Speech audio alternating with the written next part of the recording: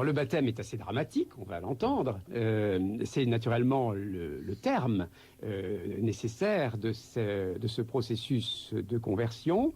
C'est donc la conversion individuelle, mais qui s'inscrit dans un processus de conversion caractéristique de l'époque et qui est beaucoup plus général, ce que j'essaie de montrer dans le texte. Cela suppose donc un sacrement dans l'Église, et ceci est décrit, et c'est l'occasion pour un adulte, ce qui est rare à l'époque, un adulte qui se fait baptiser. Normalement, ce sont bien sûr les enfants que l'on baptise tout de suite après la naissance ou à Pâques. Hein. Mais pour un adulte, donc un être responsable, qui peut parler, et il choisit donc le nom d'Hermann. Alors je peux dire un mot, en effet, de mon hypothèse quant à ce nom qui n'a jamais en fait retenu l'attention des historiens, alors que c'est essentiel, puisque c'est en principe Hermann, le juif, on précisera. Alors Hermann, son nom chrétien, eh bien je pense que, un peu comme Pierre-Alphonse, qui prend le nom de son parrain Alphonse, on a un processus semblable. Cappenberg a été fondé par Gottfried et Otto de Cappenberg, deux comtes très importants de cette région. Et le père de Gottfried, qui est en fait le frère des deux frères, c'est le personnage principal.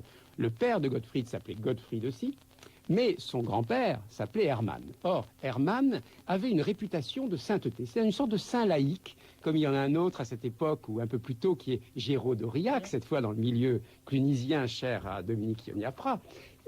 Donc c'est rare, c'est très rare à cette époque, et bien sûr c'est pas un saint canonisé, hein, c'est pas un saint officiel, mais il a cette réputation. On pense même que localement, il fait plus ou moins des miracles, hein. Et je pense que cette communauté de Cappenberg qui s'est créée dans une abbaye fondée en fait dans un ancien château, n'est-ce pas? Gottfried de Cappenberg a donné son château pour qu'on en fasse une abbaye. Donc on a là un processus de conversion d'un monument. Eh bien, la nouvelle communauté qui est là, toute récente, elle ne date que de quelques années, a voulu se trouver une espèce d'ancêtre spirituel, et c'était aussi naturellement un hommage donné au lignage à qui elle doit cette fondation. Donc Hermann. Et du coup, le Hermann, le juif, apparaît comme une sorte de filleul, hein, ou d'arrière-petit-fils spirituel de ce grand Hermann. C'est mon hypothèse. Vous citez le texte et je dois dire que vous m'avez tout à fait convaincu. Dominique Ioniapra. Je le suis tout à fait. C'est surprenant que les analystes de ce texte ne l'aient pas pensé. Le nom est un tel capital symbolique au Moyen-Âge. Et d'ailleurs, tous les exemples de conversion que l'on peut rassembler et que Jean-Claude rassemble dans le livre, je pense en particulier à Guillaume de Fly. Guillaume de Fly, qui est un juif converti, va prendre le nom de son parrain. Donc il y a un lien de nature spirituelle correspondant à des phénomènes de parrainage qu'il est parfaitement logique d'établir dans cette dynamique également. Dans le cas d'Hermann, c'est certain. Alors vous signalez également que ce baptême de Hermann met en valeur, si je peux dire, un monument tout à fait remarquable que possède l'abbaye de Cappenberg, c'est sa coupe baptismale. Il y a deux objets extraordinaires qui viennent de Cappenberg et dont l'un se trouve encore à Cappenberg. Le premier, c'est la coupe baptismale qui représente le baptême de Frédéric Barberousse, l'empereur donc, dont le parrain n'est autre que Otto de Cappenberg, un des deux fondateurs de cet endroit. Et dans cette coupe en argent qui a à peu près 25 cm de diamètre et qui se trouve aujourd'hui au musée de Berlin, est gravée la représentation du baptême avec les personnages qui sont là, l'évêque, etc., et le parrain, avec le nom de chacun, Frédéricus, Otto, etc. Et puis, un autre objet, et qui était peut-être d'ailleurs utilisé en même temps que cette coupe, la coupe servant de support, c'est quelque chose d'encore plus extraordinaire et qui est encore une fois un exemple de conversion, mais de conversion d'objet. Barberousse a donné une effigie qui le représente. Et les chanoines de Cappenberg l'ont transformé en un reliquaire de Saint Jean, leur patron. C'est-à-dire que les traits restent les mêmes. Il ne s'agit évidemment pas d'un portrait, on n'est pas encore au XIVe ou au XVe siècle, ce n'est pas un portrait, mais c'est une effigie qui représente l'empereur et qui, sous les traits de l'empereur, finit par représenter Saint Jean et à contenir naturellement des reliques de Saint Jean et d'autres saints d'ailleurs. Et maintenant, si vous le voulez bien, nous allons élargir, comme vous l'avez fait, Jean-Claude Schmitt, ce problème de la conversion d'Hermann. Vous terminez votre étude en montrant que le XIIe siècle, c'est au fond une nouvelle ère de conversion. Vous y avez fait déjà allusion, c'est que si le terme stricto sensu s'applique surtout à quelqu'un qui n'est pas chrétien, et en particulier à un juif, il y a aussi conversion pour des chrétiens qui n'ont jamais cessé de l'être. Mais c'est le passage d'un christianisme, je ne sais pas comment dire, mou, qui se perd dans la vie mondaine à une conception beaucoup plus spirituelle, beaucoup plus rigoureuse, beaucoup plus profonde de la religion chrétienne. Et bien entendu, ce qui s'imposait ici, c'était de montrer, comme vous l'avez fait, que ça a été le cas du fondateur de Prémontré, Norbert de Xanten, né vers 1080-1085, est mort en 1134, et vous montrez ce qui me paraît fascinant, que la conversion est à la fois une conversion de personnes, et c'est ce qui est le plus spectaculaire, mais aussi une conversion de lieux et une conversion d'objets.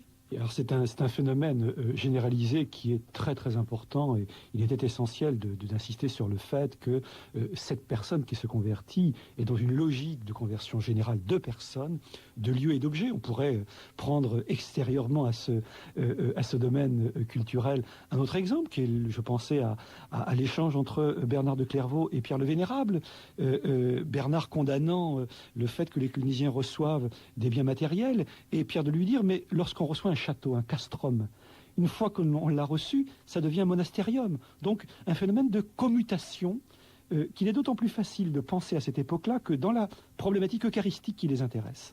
On n'a pas encore défini l'Eucharistie comme une transsubstantiation, mais on parle de l'Eucharistie sous la forme d'une transformation, d'une commutation, moyennant quoi pour eux, il y a une catégorie générale, qui est la catégorie de la transformation en milieu chrétien des personnes, des objets et des lieux.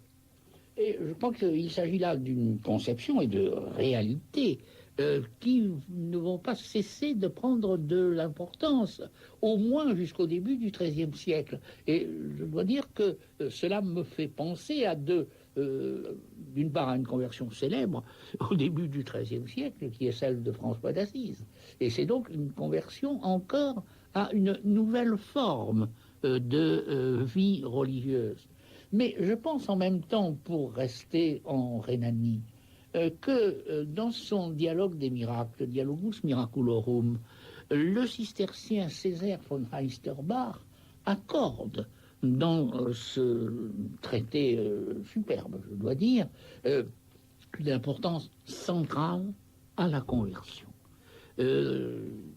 Et je crois vraiment, Jean-Claude Schmitt, que ça a été un de vos grands mérites, le plus grand peut-être à mes yeux, que d'avoir donné à ce phénomène de conversion une portée qui en montre l'extraordinaire importance dans l'histoire de l'Occident. Chrétien, mais juif et chrétien. Alors il reste une fin, je dirais presque une fin qui est un coup d'éclat. Dans quel état laissez-vous, si j'ose dire, votre Hermann converti, votre Hermann le juif? Cette conclusion, vous l'avez appelée, en prenant les mots des textes, quondam Judeus, car Hermann le chrétien, Hermann reste quondam Judeus, l'ancien juif.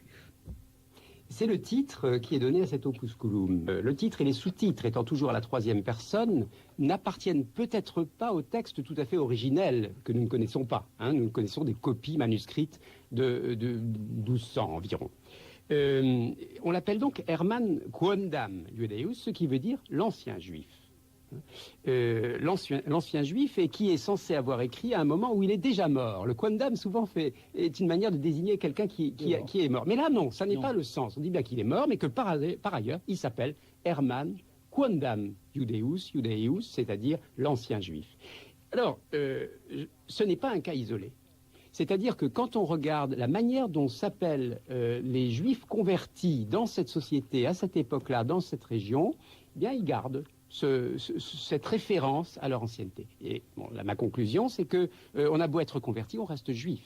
On reste marqué, y compris par la circoncision, en ce qui concerne les hommes, et ceci aura naturellement des conséquences immenses et parfois tragiques. Si l'on pense par exemple aux Maranes, convertis chrétiens, enfin des juifs convertis au christianisme en Espagne, mais qu'on va persécuter, car toujours on continue de les soupçonner de judaïser, hein, d'être des chrétiens en apparence, mais de continuer leur rite juif. Et je crois que là, même s'il n'y a pas d'hostilité à ce moment-là, naturellement, d'autant plus qu'il devient prêtre, il y a quand même cette idée que le baptême, la conversion, transforme, et le paradigme, c'est en effet l'Eucharistie, mais n'abolit pas. De la même façon que dans l'Eucharistie, les espèces sont toujours là visibles, c'est toujours du pain et apparemment du vin, et pourtant c'est le sang et le corps du Christ. Oui, le juif converti reste un suspect, et cette période du XIIe siècle, et malheureusement aussi cette période où commence à se manifester ce monde de la persécution, comme l'a appelé Moore, et la persécution commence par le soupçon. Alors, pour finir, eh bien, nous allons quand même nous aussi baptiser Hermann. Et ce texte, cette partie de l'opuscule dont nous avons beaucoup parlé, que vous avez si bien éclairé, Jean-Claude Schmitt, Dominique Yonah-Prat, nous allons l'écouter. Voici enfin le dimanche en lequel je devais être dépouillé du vieil homme et de ses œuvres et revêtu de l'homme nouveau par le bain de la régénération. Tout le clergé de la cité de Cologne se réunit avec l'allégresse d'un jour de fête dans la basilique de Saint-Pierre, prince des apôtres, où les fonds avaient été préparés pour célébrer le mystère salutaire. Dans ces fonds consacrés et fécondés par l'invocation du Saint-Esprit pour la régénération des âmes, ayant confessé de tout mon cœur la foi dans la Sainte Trinité, j'entrai vers la 3e heure avec grande dévotion et contrition du cœur.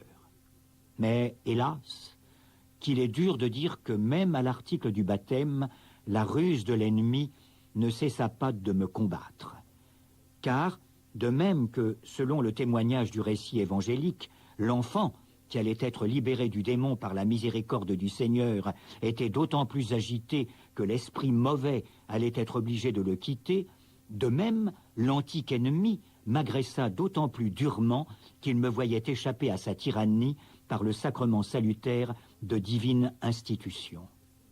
En effet, alors que, sur tous les autres points de la foi orthodoxe, j'avais été éclairé autant que je pouvais l'être par une négligence des prêtres, ou plutôt par une ruse de l'ennemi qui me tendait des pièges, je n'avais pas été instruit de la triple immersion pratiquée dans le baptême au nom de la Sainte Trinité. Étant entré dans les flots des fonds vivifiants et ayant été plongé une seule fois tourné vers l'Orient, je croyais que cette seule immersion suffirait à la rénovation de mon ancien état. Mais les clercs qui entouraient le baptistère criaient que je devais subir de nouvelles immersions. Mais glacé par le grand froid des fonds, je n'obéis pas du premier mouvement à leur volonté. Cependant, fléchi par la douce exhortation de celui qui me baptisait, je fis ce qu'il fallait faire pour mon salut, pensant que, par une seconde immersion, j'avais satisfait au divin mystère. Je voulus alors sortir des fonds. J'étais presque pétrifié par le froid extrême. Mais de nouveau, le clergé me cria que, pour que le sacrement fût consommé, je devais me soumettre humblement à l'immersion vers le sud dans les vagues salutaires. Ayant changé dans ce bain aussi bien l'ordre de ma vie antérieure que le nom qui m'appartenait, moi qui auparavant étais appelé Judas, je pris le nom d'Hermann.